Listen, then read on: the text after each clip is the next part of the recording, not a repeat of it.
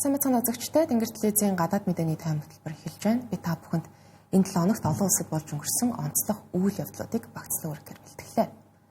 Америк нэгдсэн улсын санхүүч, эдийн засагч, бизнесмен, бэлгийн хүчирхийлэл үйлдэгч Жеффри Эпштейний талаарх мэдээлэл сүүлийн 2 сар дэлхийд дахины анхаарлыг татаж цочроож байгаа. За ингээд түүнтэй холбоотой хамгийн сүүлийн үеийн мэдээллийг та бүхэнд хүргье.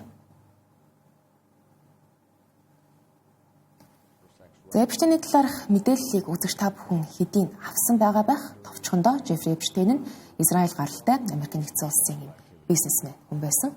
За 1990-ад оноос 2000-ад оны хооронд Америк нэгдсэн улс гэлтгүү дэлхийн улс төр, соёл, бизнесийн томчуудтай ойр хүрээлэлд идэвхтэй харилцаа холбоотой байсан гэдгээр бол танигдсан нэгэ. Гэхдээ энэ бүхнийхээ ард тоолж томилшгүй гэмт хэрэгүүд үйлддэг. Мөн ялангуяа охид эмэгтэйчүүд бага насны хүүхдүүдэд бэлгийн хүчирхийлэл үйлддэг байсан тогтоогдсон нэг. Түүний хувийн имэйл буюу цахим шуудангууд болон бусад мэдээллийг агуулсан их хэмжээний баримтуудыг Америк нэгдсэн улсын хууль зүйн яам 2 сарын өмнө өөрсдийн албан ёсны вебсайт дээр олон нийтэд нээлттэй болгож байршуулсан. За ингээд хамгийн сүүлийн үед гарч байгаа баримтууд нь олон нийтийн анхаарлыг уламж татаж нийгмийн дунд айдас үүсгэж байна ч гэсэн нэг талаас харж болохоор байна. За Эпштейний хамгийн ойрын хамтрагч, зуучлагч Гилен Максвелл гэх эмэгтэй бий. За тэрээр энэ 7 хоногт Америк нэгдсэн улсын хууль тогтоогчдын тавьсан асуултанд хариулахаас татгалзсан бичлэг олон нийтийн сүлжээнд нээлттэй тавигдсан. За түүний хувьд бэлгийн мүлжлэгийн хэрэгээр 20 жилийн ял эдэлж байгаа. За хууль тогтоогчид түүнийг Эпштейнтэй яг ямар харилцаа холбоотой байсан талаар асуусан асуултад тэрээр өөрийгөө буруутгахгүй байх Америк нэгдсэн улсын үндсэн хуулийн 5 дугаар нэмэлт өөрчлөлтийн дагуу олгогдсон эрхээ эдэлж ярилцахаас татгалцсан. Өөрөөр хэлэх юм бол ямар ч хариулт өгөөгүй. Гэхдээ хэрвээ Америк нэгдсэн улсын ерөнхийлөгч Дональд Трамп түүнд өршөөл үзүүлэх юм бол Эпштейний хэрэгүүдийн талаар мэдэж байгаа бүх үнэнээ ямар ч хаалтгүйгээр хэлнэ гэж хэлснийг нь түүний өмгөөлөгч дамжуулсан байна. За эдгээр олон нийтэд нээлттэй тавигдсан байгаа файлуудад цахим шуудангуудад бол Эпштейнээс дутхааргүй Гилен Максвелл хэмээх нэмэлттэй үлдэж байсан гэмт хэрэгүүд түүний нэр бол ихэнх дурдгдсан байгаа. За Эпштейний хохирогч нар ч гэсэн түүнийг хэрхэн гэмт хэрэгүүдийг зуурчилдаг байсан талаар бол хангалттай нээлттэй мэдүүлгүүдийг өгөөд байгаа юм. За Америк нэгдсэн улсын ерөнхийлөгч Дональд Трампыг ч мөн Эпштейний хэрэг тасралтгүй дагсаар байгаа. За Америк нэгдсэн улсын Jimmy Kimmel Live гэх зочинтой шууд нэвтрүүлгийн хөтлөгч алдарт хөтлөгч Jimmy Kimmel Трампын нэр Harry Potter-ийн бүх цуврал номонд Harry Potter-ийн нэр дурддагцснаас ч олон удаа Эпштейний нууц баримтуудад дурддагцсан гэж түүнийг илэглээд амжсан. За тэгвэл Америк нэгдсэн улсын ерөнхийлөгч Дональд Трамп Эпштейний хэргийн талаар цагдаад мэдээлж байсан шинээр тавигдсан баримтуудад дурддагцсан байгаа юм. Тодруулах юм бол 2006 онд буюу Эпштейнд холбогдох анхны гэмт хэрэг ил болсны дараагаар Трамп Флорида мужийн цагдаагийн дарга руу холбогдсон гэх мэдээлэл гарсан. За энэхүү баримтад дурдсанаар бол Трамп Эпштейнийг зогсоож байгаад баярлаа. Яг үнэндээ Эпштейнийг юу хийдэг байсан талаар бүгд л мэддэг байсан штэ хэмээн ярьсан байгаа юм. За тухайн цагдаагийн дарга нь 2009 онд тэтгэвртэй гарсан бөгөөд холбооны мөрдөх төвчөөний ярилцлагад бол энэ мэдээллийг дурдсан нэг үйл болсон. За гэхдээ Америк нэгдсэн улсын хууль зүйн яам болон цагаан ордноос үнийг үгүйсгэж байгаа бөгөөд 20 жилийн өмнө Трамп Эпштейний хэрэгээр цагдаагийн байгууллагатай холбогдсон хэсгийг нотлох тийм баримт байхгүй гэж үзэж байгаа юм. За Трамп Эпштейнтэй хамт ахуулсан зураг, мэдээллүүд олон нийтэд ил болсон ч гэсэн түүнийг Эпштейнтэй холбоотой янз бүрийн гэмт хэрэгүүцэд нь холбогдсон хэсэг нь бол батлагдаагүй байгаа гэж бас түүний цэцэг захиргаанаас үзэж байгаа. За Эпштейний хэрэг олон нийтэд мэдэгдэхийн хэрээр түүний хохирогч нар ч гэсэн ил гарч шүглүүлээсээр байна. За одоогоор Америк нэгдсэн улсын ерөнхийлөгч Дональд Трамп дэлхийн бараг л бүх улс оронд нөлөөлж болох үс тийм хүчтэй хүн байгаа учраас түүнийг бол энэхүү Эпштейний хэрэг илүү дагаж түүний нэр илүү дурддагдаж энэ талаарх мэдээлэлүүд их гарч байна. Гэхдээ түүнтэй зэрэгцээгээр Израилийн ерөнхий сайд асан за Америк нэгдсэн улсын Их Британий хатахан 2 дугаар Элизабетийн 3 дахь хүү хунтааж асан Эндрю тэргүүтээ маш олон олонний танил хүмүүсийг ч гэсэн Эпштейний хэрэг бол дагсаар байгаамаа. Бүгд найрамдах ардчилсан Солонгос ард улсын удирдагч Ким Жон Ун өөрийн 13 настай гэгдэж байгаа охин Ким Жуэг дараагийн залгамжлагчаараа тодруулсан гэх ийм мэдээллийг Өмнөд Солонгосын тагнуулын албанаас гаргалаа. Энэ талаарх мэдээллийг та бүхэнд хүргье. За Ким Жуэ өдгөө 13 настай гэх мэдээлэл байгаа. За ер нь бол түүний талаарх мэдээлэл маш нууц байдаг. Гэхдээ сүүлийн жилүүдэд Аавтайгаа хамт олон нийтийн арга хэмжээнд оролцдог болсноос нь түүнийг Умар Солонгосын дараагийн удирдагч уу үгүй юу гэх асуулт олон нийтийн анхаарлыг татчихсан.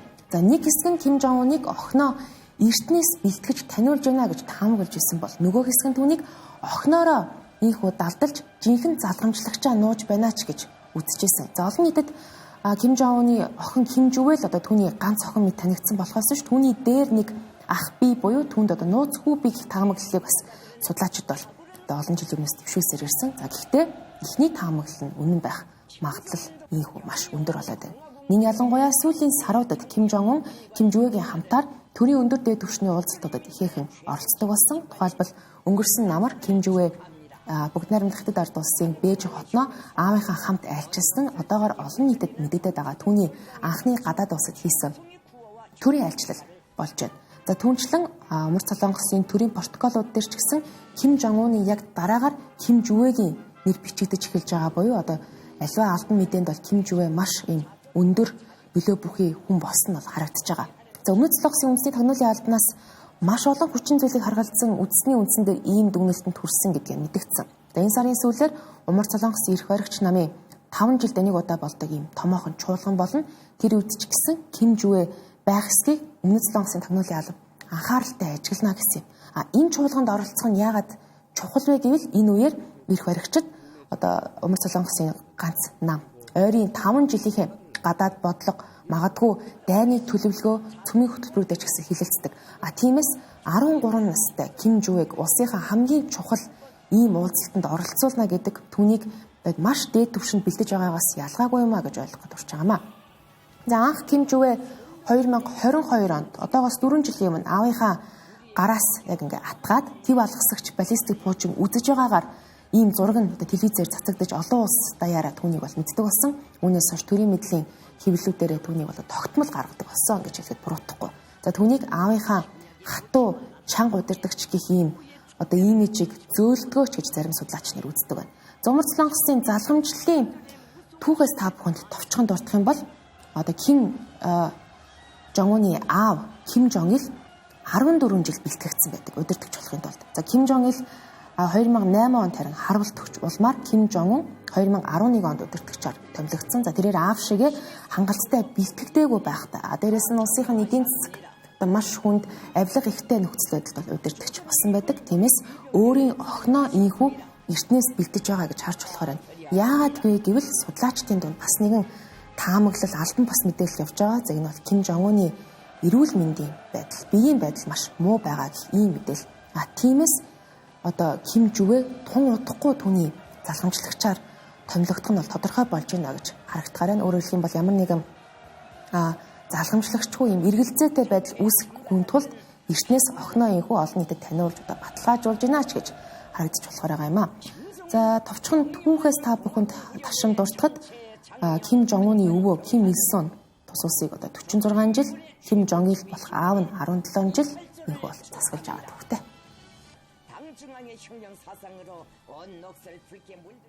Израилийн ерөнхий сайд Беньямин Нетаньяху Америкийн нэгдсэн улсын ерөнхийлөгч Дональд Трамптай уулзлаа. Ингээд Израиль, Америкийн нэгдсэн улс хийгээд Америкийн нэгдсэн улс болон Ираны хооронд болж байгаа хамгийн сүүлийн мэдээллийг та бүхэнд хүргье. За Беньямин Нетаньяху лав гарагт цагаан ордонд очиж Америкийн нэгдсэн улсын ерөнхийлөгчтэй уулзсан боловч тэдний яриа хэлэлцээ тодорхой үр дүнгүй болсон гэж хэвлэлд бичиж эхэлсэн. За гэхдээ Америкийн нэгдсэн улс болон Ираны хэлэлцээ цаашид үргэлжилнэ гэдгийг Нетаньяху хэлсэн байна. Трампын хувьд уулзалтыг маш үр дүнтэй болсон. За хоёр улсын харилцаа бол цаашид үргэлжилсээр байна. Гэхдээ ямар нэгэн шийдэлд хүрсэнгүй гэдгийг мөн баталчихсан. За мөн Нетаньяхугийн адилаар Ирантай хийх хэлэлцээг бол үргэлжлүүлэх ёстой гэсэн байр суурь илэрхийлжээ. За Нетаньяху ийхүү Трамптай уулзахаас буюу Америкийн нэгдсэн улсад айлчлахаас хэдхэн хоногийн өмнө өнгөрсөн 7 хоногт Америкийн нэгдсэн улс болон Ираны төлөөллүүд Оманд одоо шууд бус юм хэлэлцээ хийсэн. За тэдний зорилго бол Америкийн нэгдсэн улс болон Ираны хооронд нөхцөл байдлыг дордуулахаас урьдчилан сэргийлэх зорилготой уулзалт байсан. За Арабын удирдагчдын хувьд энэхүү хурцлал байдлыг намжаахыг дэмжсэн байр суурьтай байгаа бол нөгөө талд Израиль улс Ираны эсрэг цэргийн ажиллагаа явуулахыг одоо Америкийн нэгдсэн улсад уриалж байгаа гэх мэдээллийг бас судлаачид бол хэлж байгаа. За Америкийн нэгдсэн улсын хэвлэлээр мэдээлж байгаагаар Трампын цэцэг захиргаа Ирантай хийх хилэлцээртээ үндсэн 3 шаардлагыг тавьж байгаа юм байна. За үүнд Ираны цөмийн хөтөлбөрийг зогсоох, за баллистик хөтөлбөрийг нь хязгаарлах, мөн бүс нутгийн сүлжээ бүлгүүдийг дэмжихээ зогсоох зэрэг багтжээ. За Америкийн нэгдсэн улс болон Ираны хооронд ийхүү аман тулсан яриа хэлэлцээ бас төдийлөн үр дүнтэй болоогүй учраас хоёр улсын хоорондын хурцмал байдал үргэлжилсээр тодруулах юм бол Дональд Трамп Иран улстай худалдаа хийдэг хэд хэдэн улсуудад гайлын татварыг нэмэгдүүлэх болсон. За энд нэмэгдүүлэхийн боломжийг олгосон захирамжид тэрээр энэ 7 хоногт гарын үсэг зурсан. За энэ захирамжид татварын хувийн хэмжээг нь тодорхой заагаагүй ч гэсэн аргачлалыг нь бол тодорхой заасан байна. За Америкийн нэгдсэн улсын цэцэг захиргаанаас авж байгаа энэхүү шинэ арга хэмжээний талаар Ираны тал хараа одоогоор байр сууриа илэрхийлээгүй байгаа. За гэхдээ одоогоор бидэнд мэдэгдэж байгаагаар Иран улсын экспортын гол бүтээгдэхүүн түүхий газрын тос хിവэрэ байгаа бөгөөд үүний 80 орчим хувийг нь хятад руу нийлүүлдэг. Өөрөөр хэлэх юм бол Америкийн нэгдсэн улсын ээлжид энэ тариф хятад улсыг чиглэсэн байж болзошгүй. Эргээд энэ хятад Америкийн худалдааны харилцаанд ч гэсэн сөрөг үр дагаврыг авчирна гэж судлаачид таамаглаж байна. Япон улсын хээлжид сонгуул боллоо. Тус улсын анхны эмэгтэй ерөнхийлөгч Такаичи Сане ийм үнэмлэхүү ялалт байгуулж, за мөн сүүлийн 30-аад жилд Япон улсад анх удаага өвөл сонгуул болсон ийм үйл явдал. Японы парламентын доод танхимын ээлжид бас сонгуул болсон. За ерөнхийлөгч Такаичи Санегийн либерал ардчилсан нам парламентын доод танхимд түүхэндээ анх удаа ийм үнэмлэхүү ялалт байгуулан 326 асуудалтай болж хэд олонхыг бүрдүүлж байна. За ингэснээр дэлхийн 2 дугаар дайнаас хойших Японы парламентын доод танхимын сонгуульд аль нэг нам нь бас хэд олонхыг эзэлсэн анхны тохиолдол болж байгаа. За Такаичи Сане ажлаа хүлээн авснаас хойш ийхүү ердөө 110 өдрийн дараа сонгуулаа зарласан. Ээлжид бос сонгуулийг зарласан. За түүний мөрийн хөтөлбөрт төрөөс бизнесүүдийг дэмжих, татварыг бууруулах, мөн дотоодын үйлдвэрлэлээ дэмжих ийм эдийн засгийн бодлогуудыг хэрэгжүүлэх талаар бол голчлон тусгагдсан байна. Үүнээс гадна бүгд найрамдах хятад ард улсын эсрэг хатуу бодлогыг хэрэгжүүлэх талаар тусгагдсан байсан нь сонгогчдын ард иргэдийн дэмжлэгийг авахд томоохон нөлөө үзүүлсэн гэж харагдаж байна. За сонгуулийн өмнө Такаичи Сане хэрвээ нам нь олонх болж чадахгүй бол ерөнхий сайдын суудлаасаа огцрон гэдгээ амлаж байсан. За үүнийг нь судлаачид маш томоохон алхам буюу түүнийг их зоригтой байсан гэж үзэж байгаа. 2024 онд болсон сонгуулиар түүний либерал ардчилсан нам парламентын 2 танхимд аль алинд нь олонхын судлаа алдаж Комейто намтай байгуулсан хэдэн 10 жилийн түүхтэй ийм эвслэн задарч исэн түүхтэй.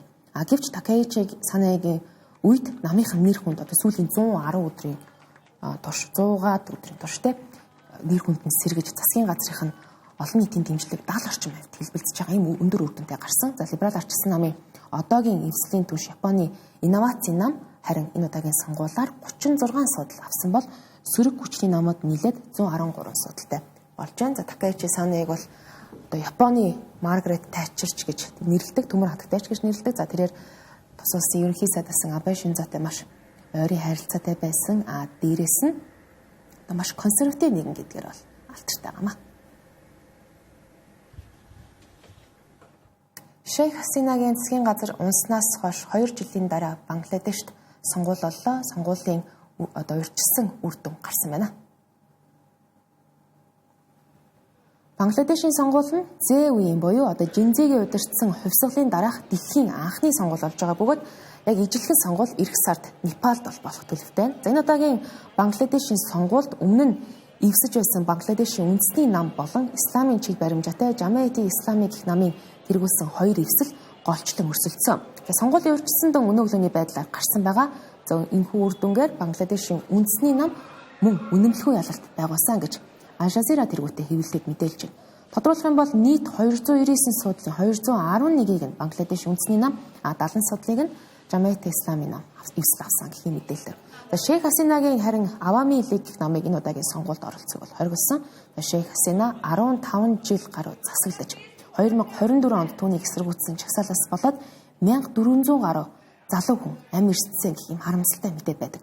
Түүнийг болгон түүний намыг Бангладешийн үе үеийн засгийн газар төрийн албад кастинг систем үүсгэж даргын хүүхэд дарга болдог системийг бий болгосон гэж залуучууд анх эсэргүүцэж чагсаж эхэлсэн юм а. За харин энэ чагсаал нь улам өргөн хүрээг хамарсаар засгаа унгасан Зэ үеийнхний чагсаал болж хувирсан юм.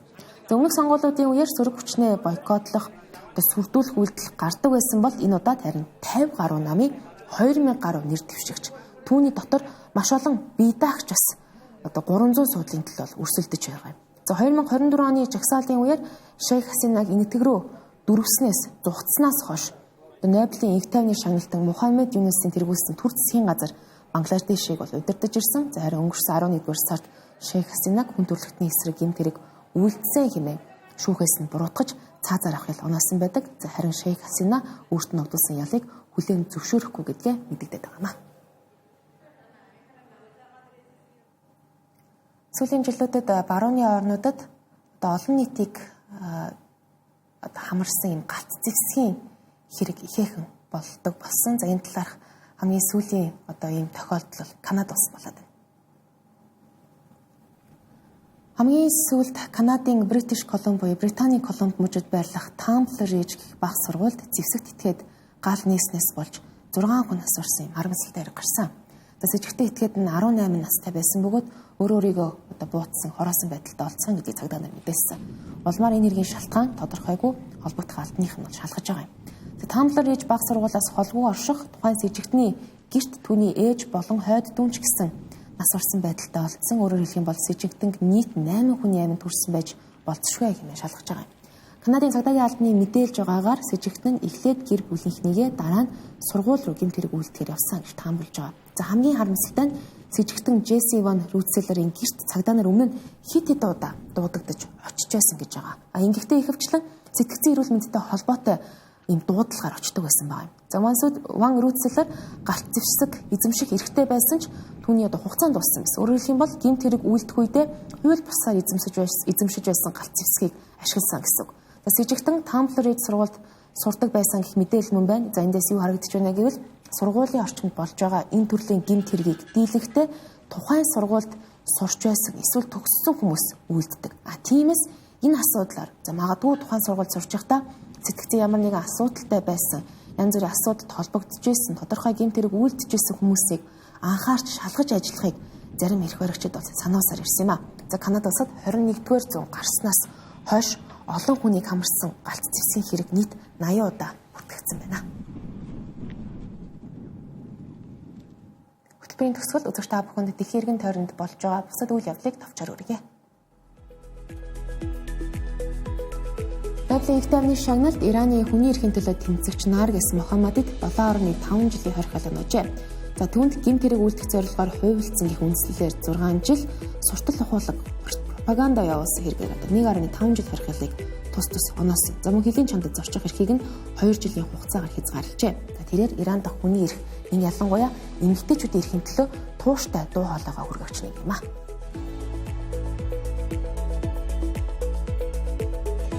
Урчигдөр Америкийн нэгдсэн улс болон Армени улсууд цөмийн эрчим хүчний салбарт хамтран ажиллах гэрээг Ереван хотод байгууллаа. За 123 гэрээ гэх нэртэй энэхүү гэрээний дагуу өмнө нь Оросын албаны улсын оролцоод авмгаалдаг байсан Армени улсын эрчим хүчний салбарт Америкийн нэгдсэн улс нэвтрэхээр болж байна гэж харж олон. За Армени цорын гац цөмийн цэглэн станцыг Оросын албаны улс угтаа байгуулж өгсөн байдаг.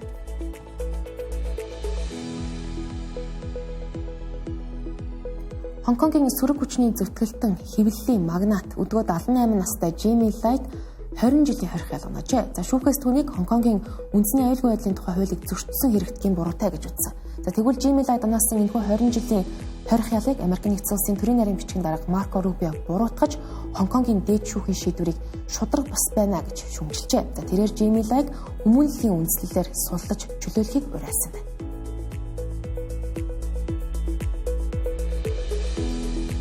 Гэртээ ганцаараа киноны ээжийн дүрээр дэлхийд дахна танигдсан жүжигчин Кэтрин Охара өнгөрсөн сарын сүүлээр 71 наснда нас орсон харамсалтай болсон. Тэгвэл түүний нас орсон шалтгаан нь цус бүлэнг уушгинд нь үүснээс болсон гэж хэвлэлд бичиж байна. Тэрээр өнгөрсөн оны 3 дугаар сараас хойш хавдрын эмчилгээ хийгдэж байжээ.